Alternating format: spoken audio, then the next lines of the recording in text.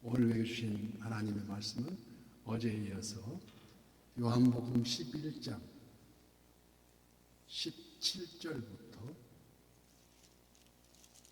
27절까지, 요한복음 11장 17절부터 27절까지 교독하고 마지막 절은 합독합니다. 예수께서 와서 보시니 나사로가 무덤에 있은지 이미 나으리라. 베다니는 예루살렘에서 가깝기가 한 오리쯤 되매 많은 유대인이 마르다와 마리아에게 그 오라비의 일로 의문하러 왔더니, 그러는 분께서 오신다는 말을 듣고 곧 나가 맞이하되 마리아는 집에 앉았더라. 마르다가 예수께 여짜오되 주께서 여기 계셨더라면 내 오라버니가 죽지 아니하였겠나이다. 그러나 나는 이제라도 주께서 무엇이든지 하나님께 구하는 것은 하나님이 주실 줄 아나이다. 예수께서 이르시되 내 오라비가 다시 살아나리라. 마르다가 이르되 마지막 날 부활된 다시 살아날 줄 내가 아나이다. 예수께서 이르시되 나는 부활이요 생명이니 나를 믿는 자는 죽어도 살겠고 무릇 살아서 나를 믿는 자는 영원히 죽지 아니하리니 이것을 내가 믿느냐. 다 함께요. 이르되 주여 그러하여다. 주는 그리스도시요 세상에 오시는 하나님의 아들이신 줄 내가 믿나이다. 아멘. 오늘도 선한 요새 기도의 향연 속에 새벽을 깨우는 우리 성도님들 모두에게 여호와 샬롬 지키시는 하나님 평강과 풍성한 은혜를 축복합니다. 이것을 내가 믿느냐, 우리 주님 말씀하십니다. 예수님께서 평소 사랑하는 나사로가 병들었다는 함을 들으시고 그냥 계시던 곳 베리아에 이틀을 더 머무르십니다. 왜? 그 즉시로 베다니로 달려가서 나사로 집에 가서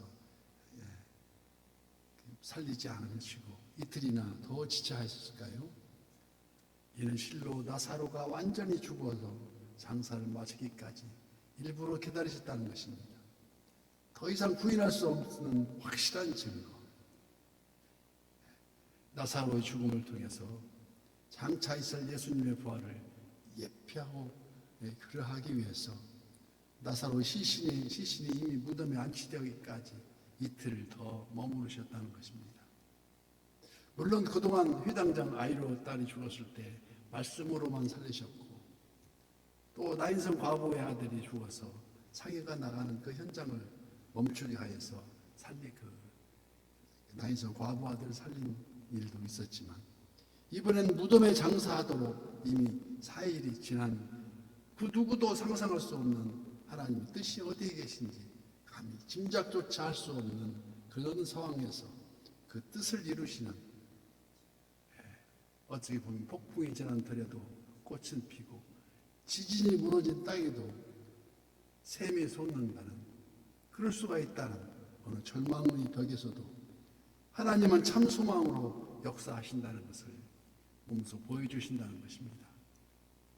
이를 증명해 보인 그의 유명한 헬렌 켈러 여사는 그의 간증에서 이런 얘기를 합니다. 우리가 가는 길 앞문이 막히고 옆문이 또 막히고 뒷문마저 꽉 막혀서 옴석살살 못 올 때 하나님은 하늘문을 여신다고 그런 간증을 합니다. 절망은 없다. 그 이면에는 분명 하나님의 뜻이신 역사하심이 존재하더라는 것을 말씀합니다. 마르다와 마리아의 가정에 대대보와 같은 나사로의 죽음으로 말미암아 지금 그들에게 불행과 비극이 임하였지만, 이제 예수님이 찾아오심으로 다시 회복되는 하나님의 개입이 지금 이루어지고 있다는 것입니다. 1980년대 사우디 건설 현장에서 공사 감독으로 일하던 포크레인에 일하다가 포크레인이 찔려서 두 다리를 몽땅 잃어버린 이름이 최수동이라는 최수동 씨가 있었습니다. 사우디에서 1년 6개월 동안 근무하다가 그 치료 기간 중에 우연히 전도자한테 예수님을 영접하고 그때부터 오직 믿음으로 그 시련으로 다가온 고통을 딛고 의족을 적용한 채 교육께서 신학대학을 입학해서 그 신학대학 과정을 마치고 전도사로서 장애인들에게 복음을 전하는 장애인 교회를 운영하고 있다는 간증을 들은 적이 있습니다. 하나님은 어떠한 경우에도 비록 그 일이 늦고 더딜지라도 때가 되면 하나님의 뜻에 따라서 개입하신다는 것을 알 수가 있습니다. 그래서 우리는 더욱 감사하며 어느 길이 하나님의 뜻에 합당한 길인지 내 뜻대로 하나님께 맞춰달라고 애쓰는 기도가 아니라 저 자신 그럴수록 하나님의 뜻에 순종하는 길이 무엇인지 곰곰이 깨달아가면서 꺼지지 않는 기도의 그 향연에 포커스를 맞춰야 한다는 것을 우리는 압니다. 오늘 본문 가운데 나사로가 무덤에 있는지 나흘째가 되었으니 무엇을 할 수 있겠습니까? 이미 다 무덤 안에 배로 다 칭칭 감아놓은 상태가 아니겠습니까? 19절 말씀에 많은 유대인이 마르다와 마리아에게 그 오라비의 일로 유문하러 왔더니 마르다는 예수께서 오신다는 말을 듣고 혼다가 맞이하되 마리아는 집에 앉았더라. 기다리고 기다리던 우리 주님이 오셨습니다. 그러니 얼마나 기뻐하시겠습니까? 그런데 마리아와 마르다의 반응은 대조적입니다. 마르다는 뛰어가서 주님을 영접했고 마리아는 집에 그대로 앉아 있습니다. 21절 말씀. 마르다가 예수께 여짜오되 주께서 여기 계셨더라면 내 오라버니 죽지 아니하였겠나이다. 그러나 나는 이제라도 주께서 무엇이든지 하나님께 구하는 것을 하나님이 주실 줄 아나이다.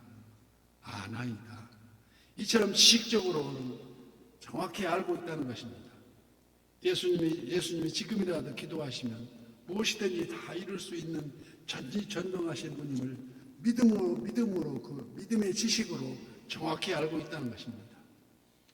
우리들도 또한 이 자리에서 기도할 때 입술로는 나는 전능하신 아버지 하나님 천지의 창조주를 믿습니다 하고 매일매일 고백하고 있습니다.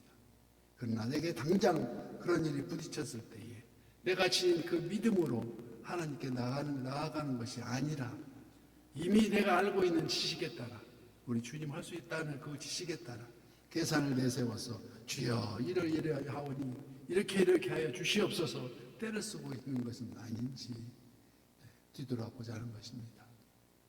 이처럼 본문 23절 말씀에도 예수께서 이르시되 네 오라비가 다시 살아나리라 하시니 이어서 마르다가 이르되 마지막 날 부활 때에는 다시 살아날 줄 내가 아나이다.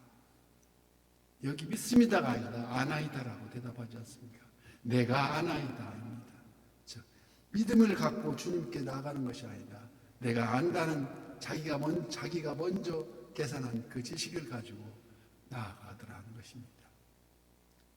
믿음이란 믿는 그대로 될 줄 믿는 것이 믿음이 아니겠습니까? 믿음이란 바로 그렇게 될 줄 믿는 것이 믿음이다. 그래서 마가복음 11장 23절 말씀에 내가 진실로 너희에게 이르노니 누구든지 이 산더러 들려 바다에 던지라 하면 그 말하는 것이 이루어질 줄 믿고 마음에 의심하지 아니하면 그대로 되리라고 말씀하신 우리 주님입니다. 마르다는 열정은 있었으나 설마하는 배경과 그 믿음에 대한 확신이 부족했다는 것입니다. 신앙인이 확신이 있어야 환난과 핍박 중에도 쉽사리 동요하지 않는다는 것이 아닙니까?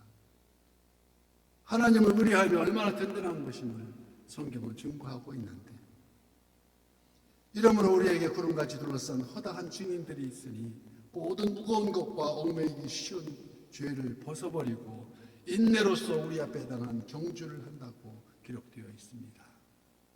25절 말씀 예수께서 이르시되 나는 부활이요 생명이니 나를 믿는 자는 죽어도 살겠고 무릇 살아서 나를 믿는 자는 영원히 죽지 아니하리니 이것을 내가 믿느냐고 말씀하십니다.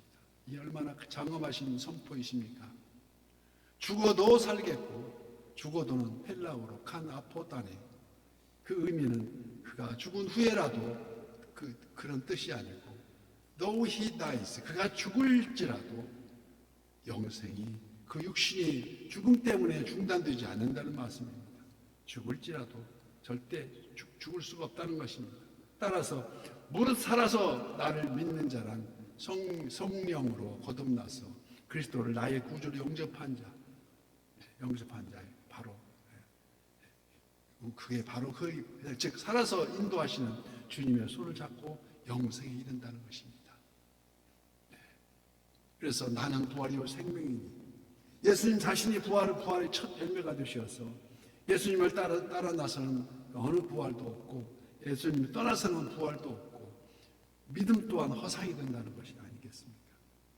이처럼 부활의 삶은 죽을 이유가 아니라 지금 바로 이 땅에서 경험하고 있는 실제이고 무릇 살아서 믿는 자는 영원히 죽지 아니하라는 이것을 내가 믿느냐 말씀하시는 그 믿음만이 죽음으로 위협하는 사탄에 의해서 굴복되지 않는 바로 십자가의 길이라는 것입니다. 십자가의 도라고도 말합니다. 그래서 고린도전서 1장 18절을 봤습니다. 십자가의 도와 멸망하는 자들에게는 미련한 것이요 구원을 받는 우리에게는 하나님의 능력이라. 우리 그 능력을 가지고 우리가 천국 본향으로 한 그 여정, 그 능력으로, 그 권능으로 믿는 자의 구할 것은 순종이라 하였사오니 오늘 또 동행하시는 주님이여 이 손 꼭 잡고 가소서. 내일 지구의 멸망이 오더라도 나는 한 그루 사과나무를 심는다는 것 같이 오늘 토요일 우리 주일날을 준비하면서 내일 지구의 멸망이 오더라도 신령과 진정으로 드리는 그 예배를 준비하는 우리 모두가 되시기를 예수님 이름으로 축복합니다.